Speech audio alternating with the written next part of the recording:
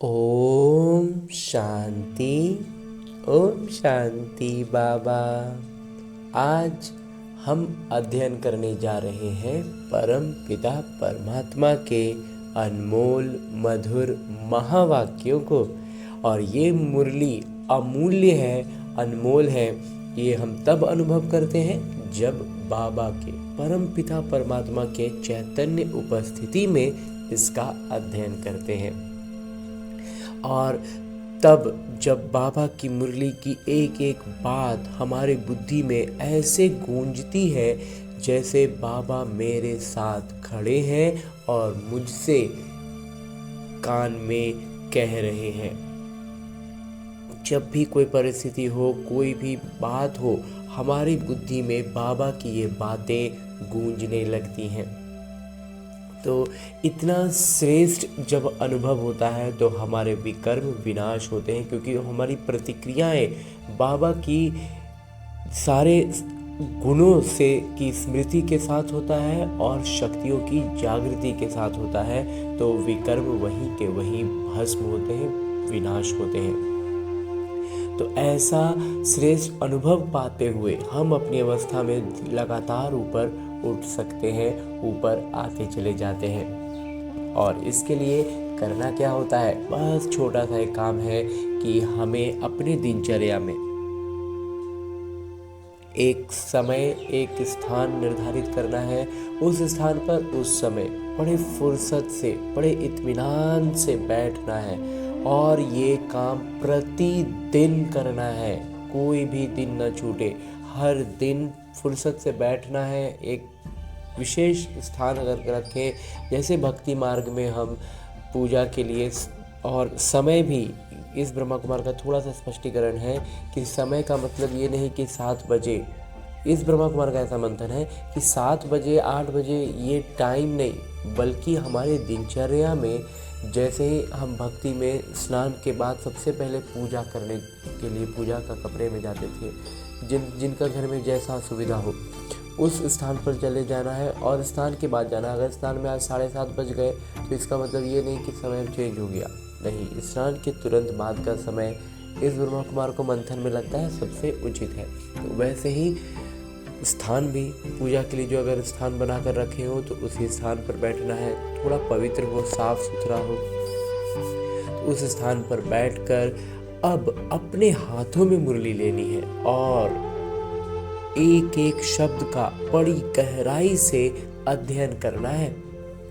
और जब हम इसकी गहराइयों में धीरे धीरे उतरते जाएंगे ना, तो हम बाबा के चैतन्य उपस्थिति का अनुभव पाएंगे। और ये इस ब्रह्मा कुमार का ये अनुभव रहा है और आभास रहा है। इसीलिए हम मुरली का अध्ययन बड़े फुर्सत से, इत्मीनान से बैठकर स्वयं से कम एक बार ज़रूर करना है। फिर हम YouTube पर सुनते रहे, सेंटर पर जाएं, सब अच्छी बातें हैं। लेकिन जब हम फुर्सत से, इत्मीनान से अकेले बैठकर खुद से जब अध्ययन करते हैं ना, तो बाबा और मैं आमने सामने बैठ बातें कर रहे हैं, ऐसा अनुभव करते हैं। तो इसके लिए और एक छोटा विधि जो हमें आत्माभिमानी स्थिति में आने के लिए करनी चाहिए, वो ये कि जब हम फुर्सत में आकर बैठ गए, मुरली हाथों में लेकर शुरू करने जा रहे हैं, तो पहले अपने इस देहभान से अलग होने का भी अभ्यास करें और अपने सूक्ष्म शरीर के साथ, यानी अपने उसी मन के को लेकर जो इस रावण की दुनिया में बहुत भटक रहा है, उसको लेकर के। क्यों भटक रहा है? क्योंकि वो इसका स्थान है ही नहीं, ये रावण की दुनिया है। तो रावण की दुनिया हमारे मन के लिए है ही नहीं, इसीलिए वो अपनी दुनिया ढूंढने के लिए इतना भटक रहा है। बिल्कुल वैसे ही जैसे एक मछली पानी के बाहर आ जाए तो बहुत छटपटाती है, इसीलिए हमारा मन इतना भटकता है। तो इसे इसके सही गंतव्य तक लेकर चलते हैं। इस शुरुआत, चूँकि ये रास्ता भूल चुका है, तो इसे हम लेकर चलते हैं अपने साथ मधुबन की धरा पर, और उसमें भी खास पांडव भवन के उसी हिस्ट्री हॉल में जहाँ मेरे बाबा ने साकार तन का, यानी इस ब्रह्मा बाबा के तन का आधार लेकर ये मुरली चलाई थी। यूँ तो बाबा ने चलाई थी पहले, तभी आज हमें लिखित रूप में मिल रही है। लेकिन आज भी जब मैं आत्मा अपने आत्म अभिमानी स्थिति में स्थित होकर और स्थित होने के लिए, ये बहुत सरल अभ्यास है, इससे हम आत्माभिमानी स्थिति में स्थित होते हैं और तब बाबा की चैतन्य उपस्थिति का अनुभव पाते हैं। और उसकी अनुभूति का सबसे पहला पायदान ये होता है कि जैसे ही मैं आत्मा खुद को उस स्थान पर अनुभव करता हूँ, परमात्मा के सानिध्य में पहुँचता हूँ, तो मुझ आत्मा के सारे आत्मिक गुण, पवित्रता, शांति, प्रेम और सुख की भरपूरता का एहसास होता है। बाबा सम्मुख बैठे हैं, दृष्टि से मुझ आत्मा में ज्ञान, प्रकाश और अष्ट शक्तियों का प्रवाह कर रहे हैं, ऐसा भी अनुभव पाते हैं, जिससे चारों ओर आनंद का एक आवरण बन जाता है। और उस आवरण में मैं और मेरे बाबा बड़े फुर्सत से बैठ बातें करते हैं। तभी तो मेरे बाबा अपने दिल की बातें इसी मुरली में निहित करके मुझसे कहते हैं। मीठे बच्चे, एक बाबा की याद से तुम्हें सुप्रीम बनना है, तो भूले चूके भी किसी और को याद नहीं करना है। बाबा कहते हैं एक बाबा से जब हम लगातार जुड़े रहेंगे ना, तो हम भी बाबा समान ऊंचते ऊंच होते चले जाएंगे। और अगर भूले चूके बार बार हम किसी और को याद करेंगे तो फिर ऊपर नहीं उठ पाएंगे ना। इसलिए बाबा कहते हैं भूले चूके भी किसी को याद नहीं करना है। आगे प्रश्न रूप में मेरे बाबा कहते हैं कि बाबा से कौन सी उम्मीद न रख, कृपा मांगने के बजाय अपनी मेहनत करनी है। उत्तर बतलाते हैं मेरे बाबा, पुराने शरीर का कोई भी कर्म भोग है, दिवाला निकला या बीमार हुआ तो बाबा कहेंगे ये तो तुम्हारा अपना हिसाब किताब है। ये उम्मीद नहीं रखो कि इसमें बाबा कोई कृपा करें।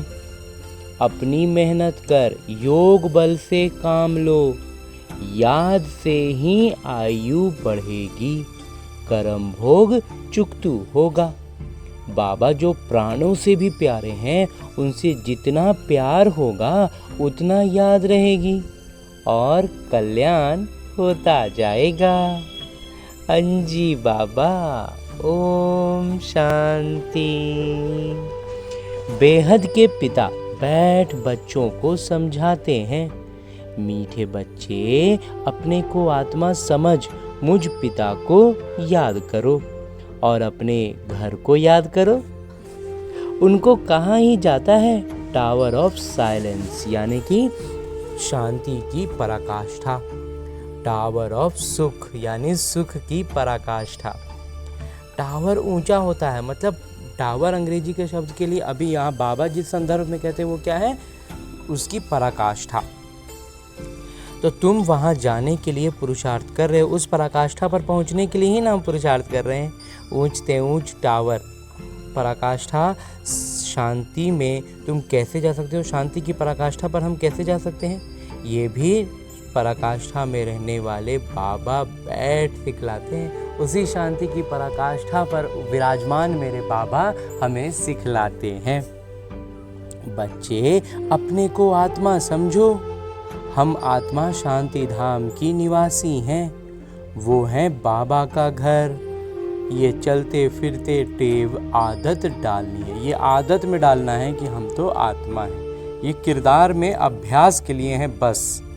अपने को आत्मा समझो और शांति धाम, सुख धाम को याद करो। बाबा जानते हैं इसमें ही मेहनत है। जो आत्माभिमानी होकर रहते हैं उनको कहा जाता है महावीर। याद से ही तुम महावीर सुप्रीम बनते हो। सुप्रीम अर्थात शक्तिवान। बच्चों को खुशी होनी चाहिए। स्वर्ग का मालिक बनाने वाले बाबा, विश्व का मालिक बनाने वाले बाबा हमें पढ़ा रहे हैं। हमें इतना ऊंच पिता हमें इतना निज तौर पर बैठ पढ़ा रहे हैं। लौकिक तौर में देखें ना, कोई जरा सा थोड़ा VIP कैटेगरी का आदमी हो, व्यक्ति हो तो कैसा है, उससे मिलना, 2 मिनट की बात करना लगता है कि कितना बड़ा बात है। और इतने श्रेष्ठ, इतने वीवीआईपी मेरे बाबा, वो हमें पर्सनली बैठ के इतने निज तौर पर फुर्सत से पढ़ा रहे हैं, तो कितना खुशी, कितना उफान तो बुद्धि में ऐसे ही चढ़ जाना चाहिए, नशा। आत्मा की बुद्धि चली जाती है बाबा की तरफ। ये है आत्मा का प्यार एक बाबा के साथ। सवेरे सवेरे उठ बाबा से मीठी मीठी बातें करो। बाबा आपकी तो कमाल है, स्वप्न में भी नहीं था कि आप हमको स्वर्ग का मालिक बनाएंगे। सचमुच में नहीं था बाबा, सपना में भी आदमी ऐसा नहीं सोचे थे। एक पुकार, एक फरियाद सुन ले बाबा, बस उतना ही पर उम्मीद रखते थे। बाबा स्वर्ग का मालिक ही बना देंगे, सुखों से ऐसे भर देंगे, सोचा ना था। बाबा हम आपकी शिक्षा पर जरूर चलेंगे, कोई भी पाप का काम नहीं करेंगे।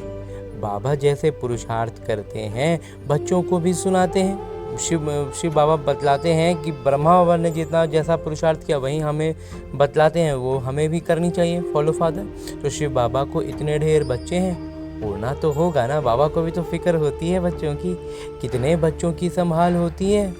यहाँ तुम ईश्वरीय परिवार में बैठे हो, बाबा सम्मुख बैठे हैं। तुम्ही से खाऊं, तुम्ही से बैठूं, तुम्ही से बात करूं, तुम्ही के साथ, तुम्हारे ही बाबा के साथ ही सोऊं। तुम जानते हो शिव बाबा इसमें आकर कहते हैं, मीठे बच्चे मामे कम याद करो, देह सहित देह के सभी संबंधों को भूल जाओ। ये अंतिम जन्म है, ये पुरानी दुनिया, पुराने देह खल्लास हो जानी है। कहावत भी है, आप मुए मर गई दुनिया। पुरुषार्थ के लिए थोड़ा सा संगम का समय है। बच्चे पूछते हैं, बाबा ये पढ़ाई कब तक चलेगी? जब तक दैवी राजधानी स्थापन हो जाए तब तक सुनाते रहेंगे। बाबा कहते हैं पढ़ाई कब तक चलेगा? जब तक हम पूरी तरह से देवताई गुणों से युक्त ना हो जाएं। फिर ट्रांसफर होंगे नई दुनिया में। ये पुराना शरीर है, कुछ ना कुछ कर्म भोग चलता रहता है, इसमें बाबा मदद करें ये उम्मीद नहीं रखनी चाहिए। बाबा कहते हैं अपने कर्मों के हिसाब किताब में ना बाबा से सीधा सीधा हस्तक्षेप की उम्मीद बाबा कहते हैं मत रखना। दिवाला निकला, बीमार हुए, बाबा कहेंगे ये तुम्हारा हिसाब किताब है। हाँ, फिर भी योग से आयु बढ़ेगी। अपनी मेहनत करो, कृपा मांगो नहीं। कृपा करिए, कृपा करिए, बाबा कहते हैं नहीं, अपने से याद में रहो। याद में रहने का अर्थ इसलिए तो इस ब्रह्मा कुमार को मंथन समझ में आया ना कि याद का अर्थ ही है कि बाबा की सारी गुणवत्ताएं, सारी शक्तियों की जागृति हमारे में रहेगी, तो हर एक परिस्थिति पर हमारी प्रतिक्रिया उसी अनुसार होगी। तो विकर्म वहीं के वहीं भस्म होते हुए अनुभव किया है ब्रह्मा कुमार ने, और इसलिए अनुभव से कहते हैं। और तब समझ में आता है कि बाबा की याद से कैसे विकर्म विनाश होते हैं और हमें कृपा मांगनी नहीं पड़ती है, स्वतः ही बाबा कहते हैं खुद से मेहनत करके कृपा करो। तो बाबा को जितना याद करेंगे इसमें ही कल्याण है। जितना हो सके योग बल से काम लो। जितना ज़्यादा याद में रहेंगे, जितना ज़्यादा बाबा के गुणवत्ताओं और शक्तियों की जागृति में रहेंगे, उतना हमारा कल्याण होगा ना। गाते भी हैं ना, मुझे पलकों में छुपा लो, प्रिय चीज़ को नूरे रत्न प्राण प्यारा कहते हैं। ये बाबा तो बहुत प्रिय हैं, परंतु है गुप्त। उनके लिए लव ऐसा होना चाहिए, ऐसा प्यार होना चाहिए जो बात मत पूछो। बाबा के लिए सब कुछ एकदम। बच्चों को तो बाबा को पलकों में छिपाना पड़े। पलकें कोई ये आंखें नहीं, ये तो बुद्धि में याद रखना है। पलकों का मतलब ये लौकिक आंखों के ऊपर का पलक बाबा कहते हैं नहीं होता है, ये बुद्धि की याद की बात है। मोस्ट बिलीव्ड, बहुत अति प्रिय निराकार बाबा हमें पढ़ा रहे हैं। वो ज्ञान के सागर, सुख के सागर, प्यार के सागर हैं। ऐसे अति प्रिय मेरे बाबा के साथ कितना प्यार चाहिए। बच्चों को कितनी निष्काम सेवा करते हैं। पतित शरीर में आकर तुम बच्चों को हीरे जैसा बनाते हैं। कितने मीठे बाबा हैं। तो बच्चों को भी ऐसा मीठा बनना है। कितना निरहंकार से बाबा तुम बच्चों की सेवा करते हैं। तो तुम बच्चों को भी इतनी सेवा करनी चाहिए। श्रीमत पर चलना चाहिए।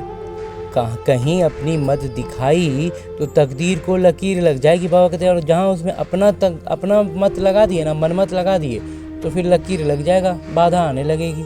तुम ब्राह्मण ईश्वरीय संतान हो, ब्रह्मा की संतान भाई बहन हो, ईश्वरीय पोत्रे पोत्रियां हो, उनसे वर्षा ले रहे हो। जितना पुरुषार्थ करेंगे उतना पद पाएंगे। इसमें साक्षी रहने का भी बहुत अभ्यास चाहिए। अपने इस किरदार को साक्षी रूप में देखना है।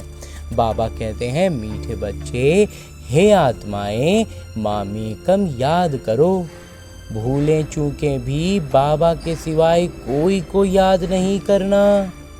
तुम्हारी प्रतिज्ञा है, बाबा मेरे तो एक ही आप हो। हमने प्रतिज्ञा की है ना कि बाबा एक बाबा दूसरा ना कोई। तो बाबा कहते फिर दूसरा कोई याद ना है, ये ध्यान रखना। हम आत्मा हैं, आप परमात्मा हो। आपसे ही वर्षा लेना है, आपसे ही राजयोग सीख रहे हैं, जिससे राज्य भाग्य पाते हैं।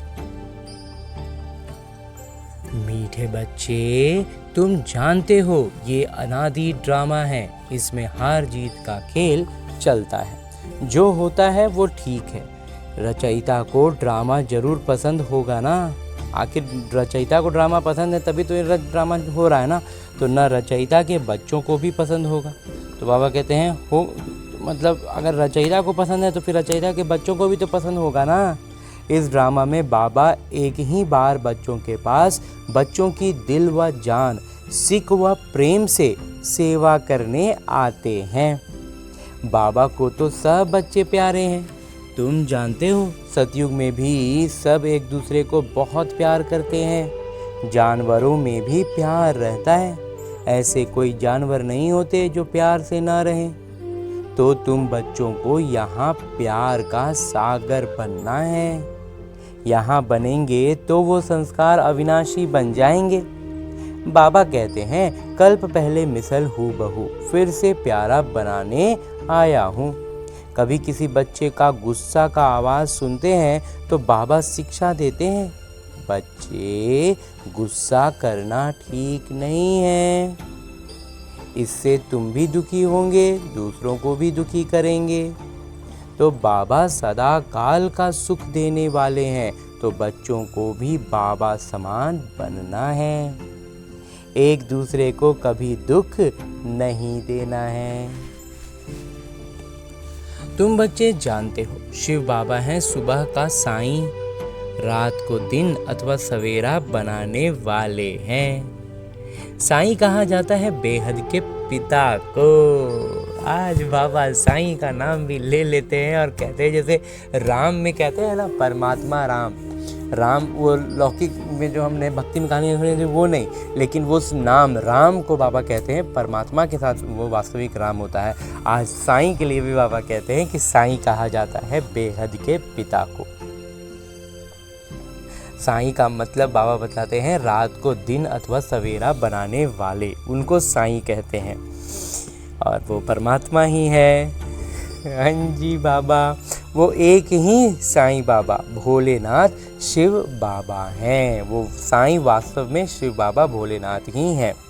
नाम ही है भोलानाथ। भोली भोली कन्याओं माताओं पर ज्ञान का कलश रखते हैं, उन्हों को ही विश्व का मालिक बनाते हैं। कितना सहज उपाय बताते हैं, कितना प्यार से तुम्हारी ज्ञान की पालना करते हैं। आत्मा को पावन बनाने के लिए याद की यात्रा में रहो। योग का स्नान करना है, ज्ञान है पढ़ाई। तो योग स्नान से पाप भस्म होते हैं। सारा पाप जो विकर्म का हमारे सामने आता है ना, वो याद में रहने से भस्म होता है। बाबा कहते योग का स्नान कर लो, पूरी तरह से उसमें समा जाओ, एकदम परिपूर्ण हो जाओ याद में, एकदम सराबोर रहो याद में, तो पाप भस्म होंगे ही। अपने को आत्मा समझने का अभ्यास करते रहो, तो ये अवस्था का अहंकार बिल्कुल टूट जाए। देह का अहंकार, अवस्था का नहीं। तो ये देह का जो अहंकार हमारा होता है ना, बहुत है, महीन महीन बहुत है देह का अहंकार। बाबा कहते सब टूट जाएगा जब पूरी तरह से याद में रहने की आदत बढ़ जाएगी। योग से ही पवित्र सतो प्रधान बन बाबा के पास जाना है।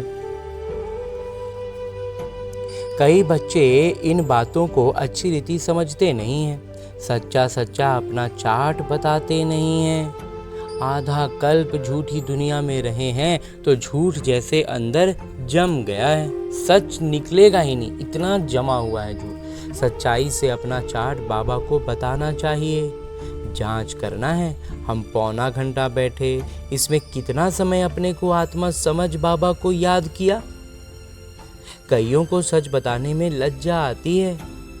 ये तो झट सुनाएंगे कि इतनी सेवा की, इतने को समझाया, परंतु याद का चार्ट कितना रहा वो सच नहीं सुनाते हैं। बाबा कहते हैं याद कितना समय किए, कितना समय याद में रहे, ये चार्ट बताते नहीं है, सच नहीं बताते। अगर कोई पौना घंटा बैठे भी हैं तो लौकिक तौर पर तो बैठे, लेकिन बुद्धि से कितना समय याद में रहे ये तो खुद समझेंगे ना। बाबा कहते हैं वो सच सच बताना चाहिए बाबा को, लेकिन वो सच नहीं सुनाते। याद में न रहने के कारण ही तुम्हारा किसी को तीर नहीं लगता है। बाबा कहते हैं याद में नहीं रहते हो ना, इसीलिए तीर नहीं लगता है। ज्ञान तलवार में जौहर नहीं भरता है। तो ज्ञान की बातें बतलाते हैं, लेकिन उसमें जौहर तब भरेगा जब हम याद में रहेंगे। कोई कहते हैं हम तो निरंतर याद में रहते हैं। बाबा कहते हैं वो अवस्था है नहीं। बाबा कहते हैं वो ना चाल चलन चेहरे से दिखेगी, मुख से कहने की जरूरत नहीं पड़ेगी। निरंतर याद रहे तो कर्मातीत अवस्था हो जाए। अगर निरंतर याद में रहेंगे तो फिर कर्मातीत अवस्था हो जाए ना। ज्ञान की पराकाष्ठा दिखाई दे, इसमें बड़ी मेहनत है। वह कहते हैं ज्ञान का पराकाष्ठा पर पहुंच जाएं, इसमें मेहनत लगता है। विश्व का मालिक ऐसे ही थोड़े बन जाएंगे। एक बाबा के सिवाय और कोई की याद ना रहे, ये देह भी याद ना आए, ये अवस्था तुम्हारी पिछाड़ी को होगी। याद की यात्रा से ही तुम्हारी कमाई होती रहेगी। लेकिन अभी से अभ्यास करते रहेंगे, कमाई बढ़ता रहेगा। अगर शरीर छूट गया फिर तो कमाई कर नहीं सकेंगे।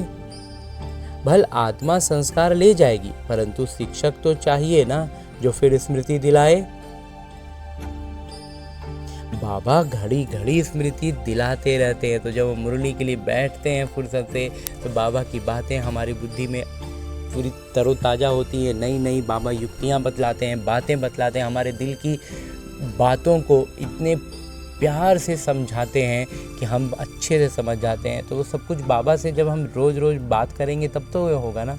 घड़ी घड़ी बाबा स्मृति दिलाते रहते हैं। ऐसे बहुत बच्चे हैं जो गृहस्थ व्यवहार में रहते, नौकरी आदि भी करते और ऊंच पद पाने के लिए श्रीमत पर चल अपना भविष्य भी जमा करते रहते। बाबा कहते हैं बहुत बच्चे ऐसे हैं जो गृहस्थी में भी हैं, काम नौकरी भी कर रहे हैं और ऊंच पद पाने के लिए पूरा पूरा श्रीमत पर भी चल रहे हैं, अपना भविष्य के लिए भी जमा कर रहे हैं। बाबा से राय लेते रहते, पैसा है तो उसको सफल कैसे करें। बाबा कहते सेंटर खोलो जिससे बहुतों का कल्याण हो। मनुष्य दान पुण्य आदि करते हैं, दूसरे जन्म में उसका फल मिलता है। तुमको भी भविष्य 21 जन्मों के लिए राज्य भाग्य मिलता है।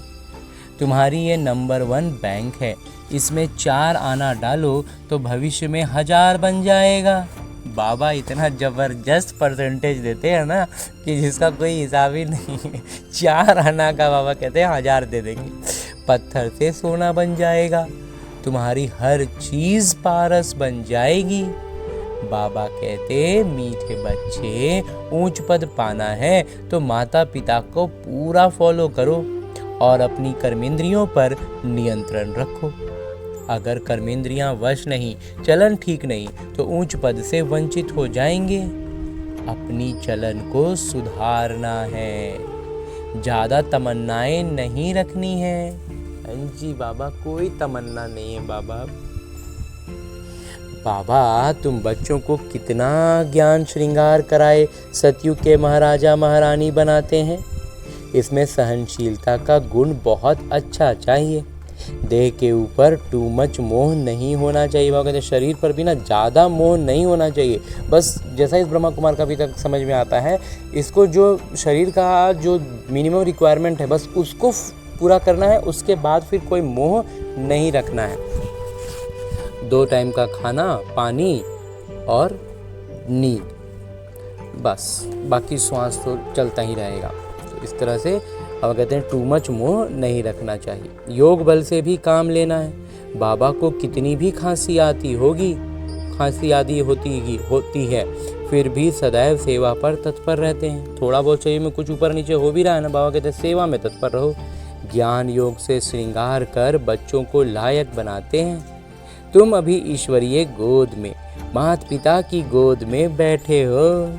अंजी बाबा ब्रह्मा मुख से तुम बच्चों को जन्म देते हैं तो ये माँ हो गई, परंतु तुम्हारी बुद्धि फिर भी शिव बाबा की तरफ जाती है। तुम माता पिता, हम बालक तेरे। तुमको सर्वगुण संपन्न यहाँ बनना है। घड़ी घड़ी माया से हार नहीं खानी है। बाबा समझाते हैं, मीठे बच्चे अपने को आत्मा समझो। ऐसा अपने को समझना कितना मीठा लगता है। और कहते अपने से जब इतना प्यार से बाबा बैठ समझा रहे हैं तो इतनी सी बात हम समझ जाएं तो कितना अच्छा लगता है। हम क्या थे, अब क्या बन रहे हैं। अंजी बाबा,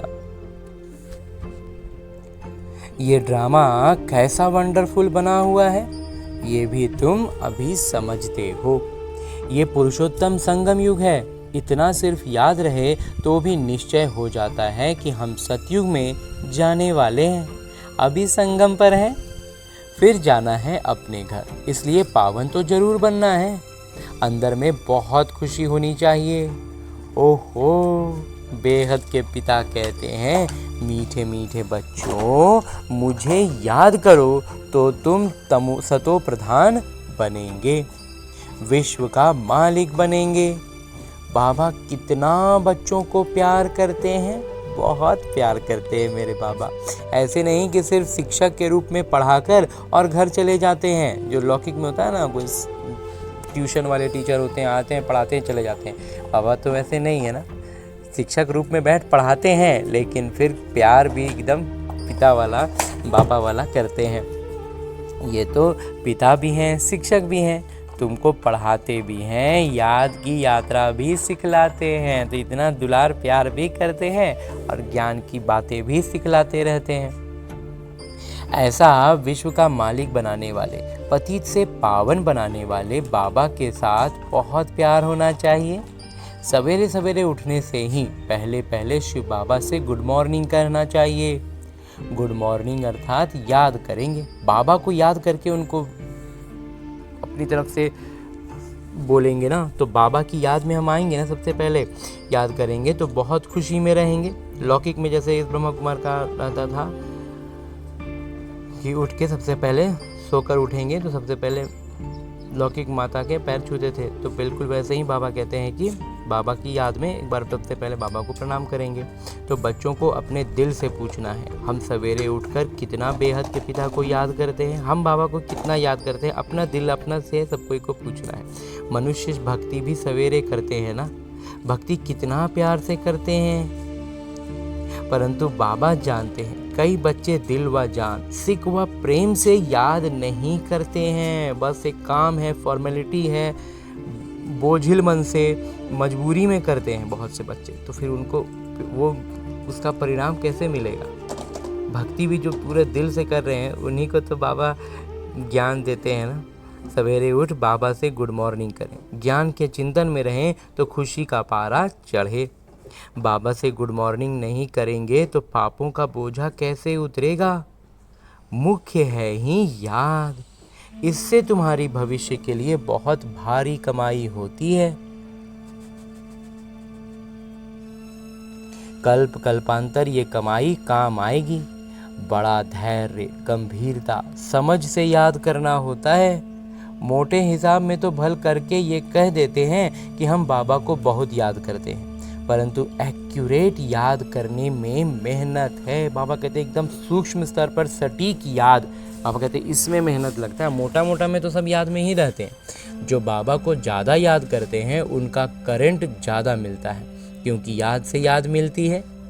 योग और ज्ञान दो चीज़ें हैं। योग की सब्जेक्ट अलग है, बहुत भारी सब्जेक्ट है। बाबा कहते हैं ज्ञान एकदम अलग सब्जेक्ट है, योग एकदम अलग सब्जेक्ट है। हाँ, ज्ञान से उसमें सहायता मिलती है, याद में रहने में थोड़ी सरलता होती है, विघ्न बाधाओं को आसानी से पार कर पाते हैं। लेकिन याद, बाबा कहते हैं योग में रहना, याद में रहना, ये अलग सब्जेक्ट है, पूरी तरह से एकदम ये भारी है, बहुत भारी सब्जेक्ट है। योग से ही आत्मा सत्व प्रधान बनते हो, और वास्तव में सत्व प्रधानता जो है ना वो याद से ही आती है। बाबा के सानिध्य में रहेंगे तभी सत्व प्रधानता आएगी ना। ज्ञान से हम उस अवस्था तक पहुंच पाते हैं, लेकिन सत्व प्रधानता जो जागृत होती है वो बाबा की याद से ही होगी, बाबा के सानिध्य में रहने से ही होगी ना। याद बिना सत्व प्रधान होना असंभव है। अच्छी रीति प्यार से बाबा को याद करेंगे तो ऑटोमेटिकली करंट मिलेगी और हेल्दी बन जाएंगे, एकदम स्वस्थ हो जाएंगे। करंट से आयु भी बढ़ती है।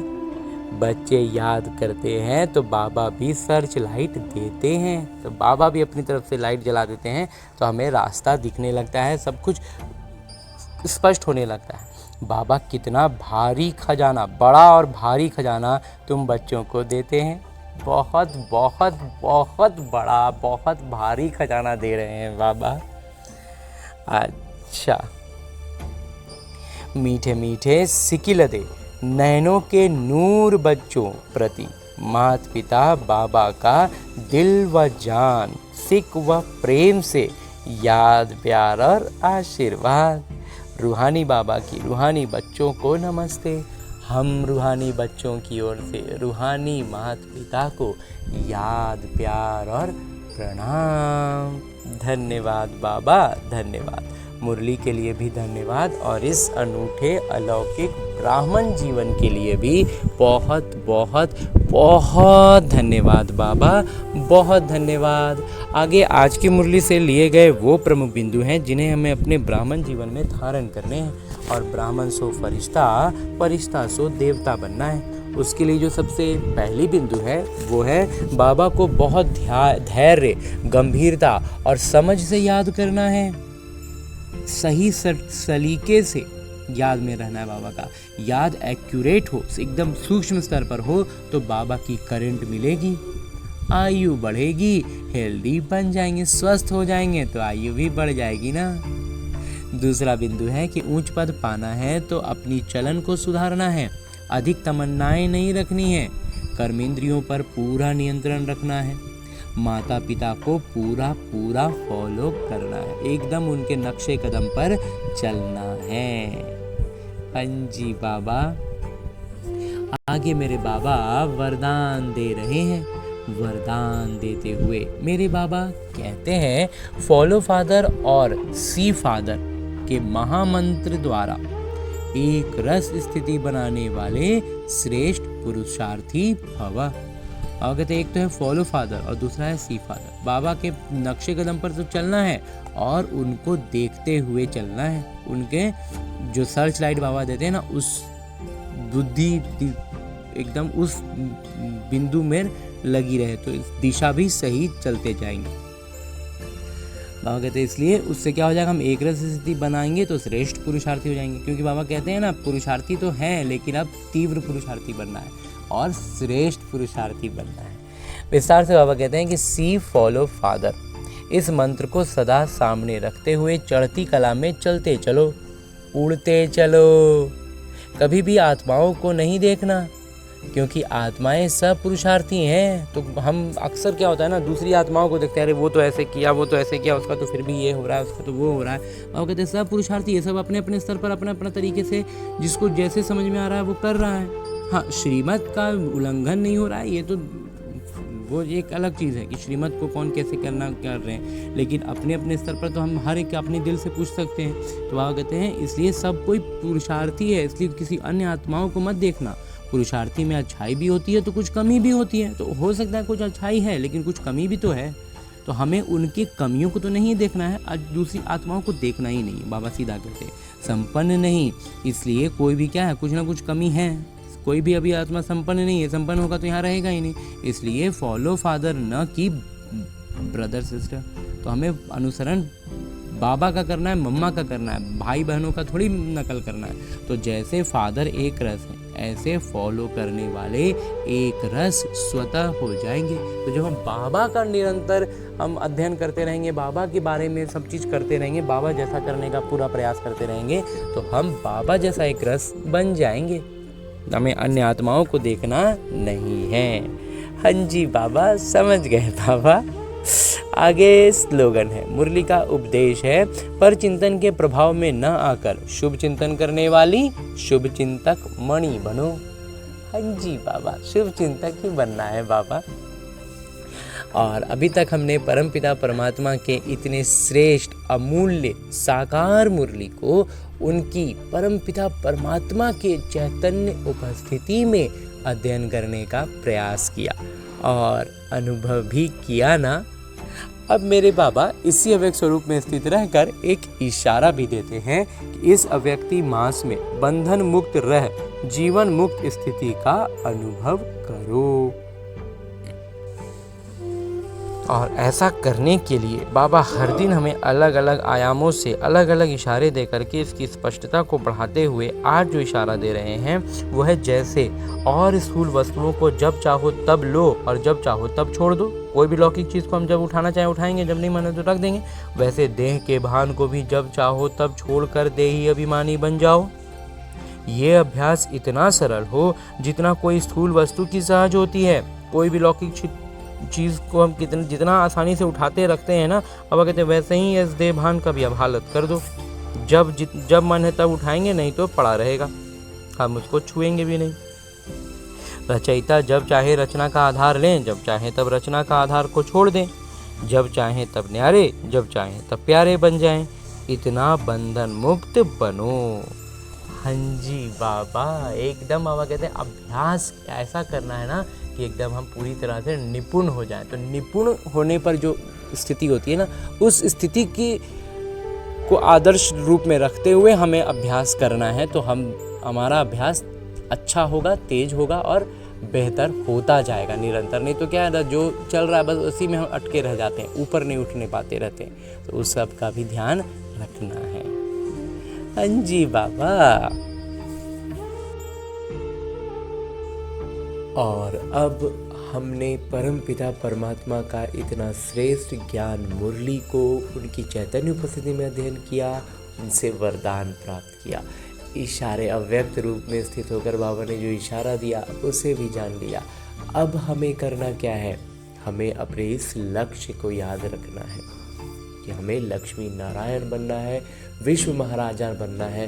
तो करना क्या है, इन सारी ज्ञान की बातों को वास्तविक जीवन में अपनाना है। और ये वास्तविक जीवन भी कहना एक तरह से गलत होगा, क्योंकि ये जो मेरा लौकिक जीवन है ये बस और बस मेरे अभ्यास के लिए है। उसका एक अभ्यास पुस्तिका है जिसमें आने वाली हर परिस्थिति मेरे लिए एक प्रश्न है, और उस प्रश्न का मैं कितना आत्माभिमानी स्थिति में रहकर उत्तर देता हूँ, उस पर अपनी प्रतिक्रिया देता हूँ, वही निर्धारित कर रहा है कि मैं अपने लक्ष्य के कितने करीब पहुँच रहा हूँ। तो इसके लिए अभी फिलहाल हमें लौटना है अपने इस स्थूल शरीर में, अपने इस किरदार, जहाँ मुझे न केवल अपने सारे आत्मिक गुणों की स्मृति रखनी है बल्कि अष्ट शक्तियों की जागृति रखनी है। और उन अष्ट शक्तियों को इस ब्रह्मा कुमार ने अपने मंथन से इस क्रम में सजाया है कि सबसे पहले हमारे भीतर ज्ञान के बाद जो शक्ति जागृत होती है वो होती है सहन शक्ति। जब हम ज्ञान की महीन बातों को नहीं समझ पाते हैं, कुछ स्पष्ट नहीं हो पाता है, या जहाँ पर भी जिस भी परिस्थिति में हम स्पष्टता में थोड़ा भी उलझते हैं, तो लेकिन निश्चय पूरा होता है, तो हम सहन शक्ति की जागृति के साथ हर परिस्थिति को पार कर पाते हैं। उसके बाद जो जागृत होती है वो होती है परखने की शक्ति, और उसी के साथ साथ निर्णय करने की शक्ति। अब निर्णय क्या करना है, निर्णय करने के लिए हमारे पास 5 शक्तियाँ हैं कि हमें इन 5 में से कौन सी शक्ति का इस्तेमाल करना है।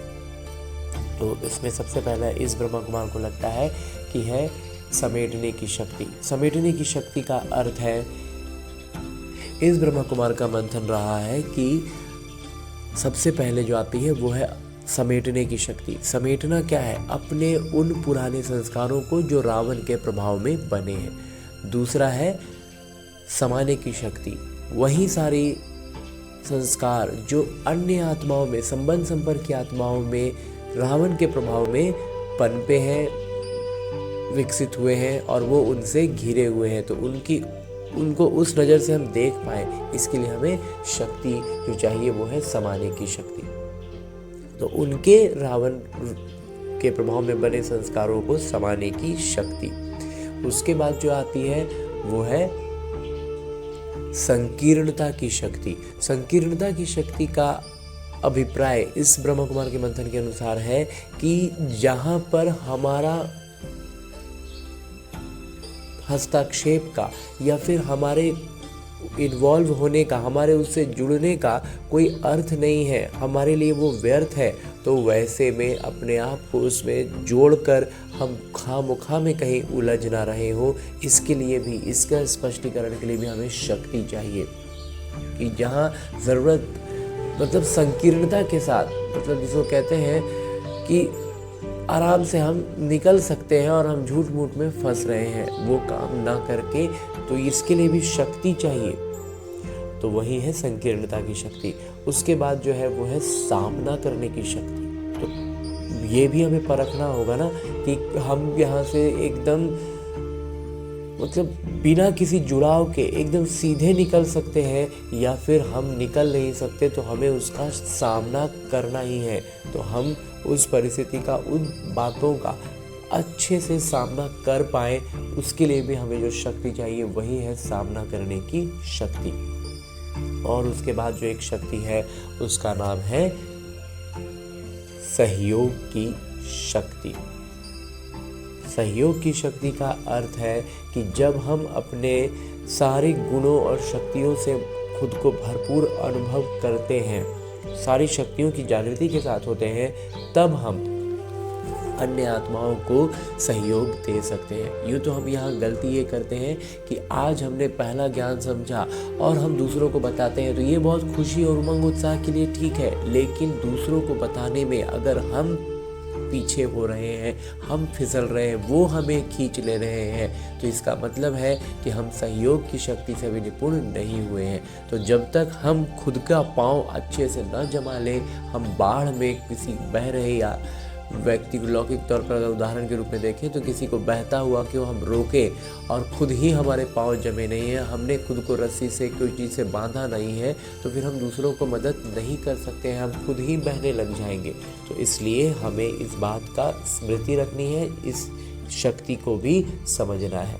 तो इस तरह की अष्ट शक्तियों की जागृति के साथ सारे सातों आत्मिक गुणों को स्मृति में रखते हुए सारी प्रतिक्रियाएं हमारे इसी अनुसार हो, ऐसा अभ्यास करने के लिए लौटते हैं अपने इस किरदार में, अपने इस स्थूल शरीर में। अच्छा, ओम शांति।